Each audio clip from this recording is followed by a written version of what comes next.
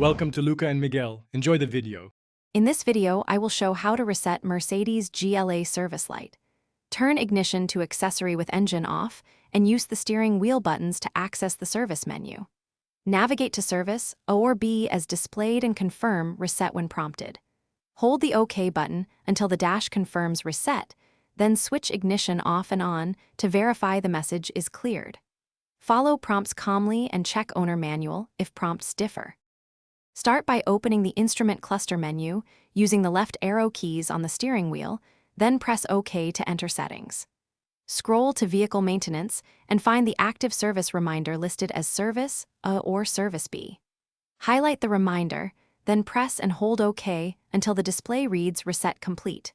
Turn the ignition off, then back on to confirm the service light no longer appears on the dashboard display. Thanks for watching so far, and if this helps, please subscribe and like to support more automotive tips. Quick recommendation: make meal prep easy with leak-proof containers that seal tight and fit in most glove boxes or bags, perfect for post-service lunches. I find them handy after a shop visit, and they save spills when transporting tools. Check the description for the link and other deals. Now let's get back to the video. If the service light does not reset, don't panic and repeat the sequence after a short pause, making sure you hold OK long enough.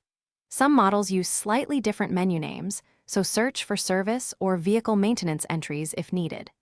Persistent messages can mean a stored fault code, so have the ECU scanned by a technician if the reset won't complete.